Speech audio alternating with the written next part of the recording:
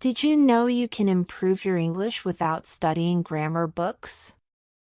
Just by listening to stories like this one, you're learning new vocabulary, sentence patterns, and grammar in a fun, natural way. So don't forget to subscribe, like, and share this video if you enjoy it. And stay till the end for a surprise reflection on what you've just learned. Kenji was just a regular boy with a backpack, a pair of sneakers, and a head full of dreams. He had never traveled alone before. But that Saturday morning, he waved goodbye to his parents with a confident smile and a ticket in his hand. He was going to visit his cousin in the city. What could possibly go wrong? The trip started smoothly. The train ride was peaceful, with soft music playing in the background and the gentle sway of the carriage rocking him almost to sleep. Kenji looked out the window and saw rice fields, rivers, and small towns passing by like scenes from a movie. But Tokyo was different. The moment he stepped off the train, the world turned into a buzzing beehive. People were rushing in every direction. Signs flashed above him. Loudspeaker announcements echoed from everywhere. Kenji had arrived at Tokyo Station, one of the busiest places in the country.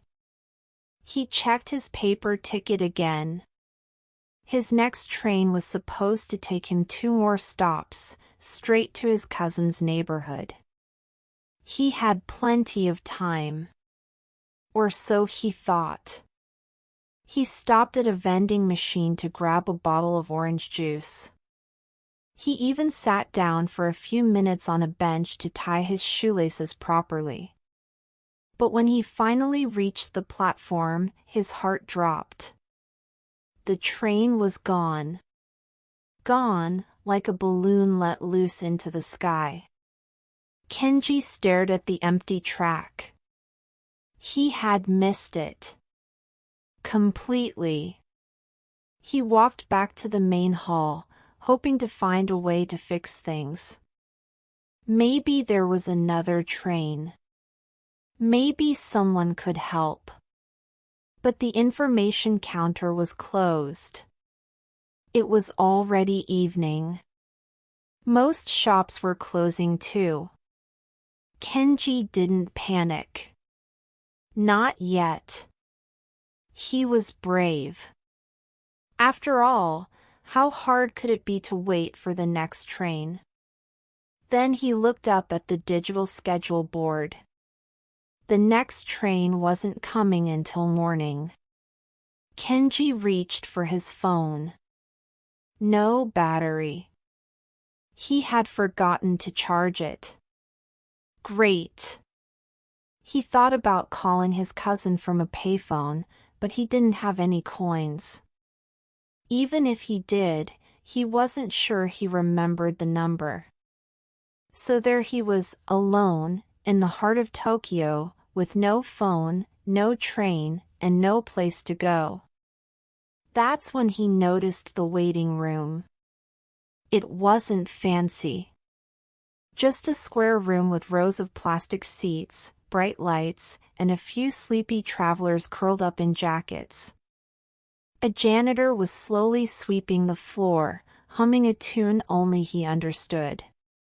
Kenji stepped inside and found an empty seat near the corner. He placed his backpack on the floor and sat down. He wasn't scared. Not really. Just uncertain. People walked in and out. Some sat, some left. A man with a guitar case leaned against the wall. A woman with a baby stroller yawned and closed her eyes. Kenji watched them all. Time passed differently in the waiting room. Slower. Softer. Like the night was stretching out, making room for everyone's little story. Kenji didn't sleep right away. He stared at the ceiling. He listened to the sound of footsteps, the rustle of newspapers, the buzz of vending machines. Everything felt distant and close at the same time. He thought about his cousin, probably wondering where he was. He thought about his parents, probably worried. Then he thought about how strange and exciting the whole thing was. He wasn't at home. He wasn't on his way. He was in between. Eventually, his eyelids grew heavy. He pulled his backpack up to use as a pillow and lay sideways across the seats. Not the most comfortable bed in the world, but it would do. He dreamed of trains that flew like birds. He dreamed of staircases that never ended. And in every dream, there was a soft voice calling his name. When he woke up, the lights were still on. The janitor was gone. The man with the guitar was still there, now softly strumming a tune. Morning announcements began to echo through the station. Kenji stretched. His neck hurt, but his spirit felt strong. He had made it through the night. The first train arrived. He checked the board, confirmed the platform, and walked there calmly. This time, he didn't stop for juice. He didn't tie his shoes again. He just got on the train. As the city moved past his window, he smiled. Sometimes, getting lost is the best way to find something new. Let's reflect. What did you learn without realizing? Did you notice how many useful phrases and grammar structures were hidden in the story? You learned past tense verbs in natural context: stepped off, missed, woke up. Expressions for everyday life: wave goodbye, miss a train, pull up a backpack. Storytelling connectors: then, eventually, but, so. Feeling words and description: uncertain, softly strumming, buzzing beehive. All of that, just by enjoying a story. Now it's your turn. Have you ever missed a train? Or had an unexpected night in a strange place?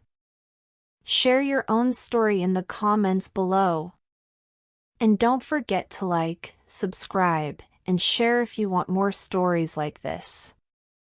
We've got many more adventures coming your way.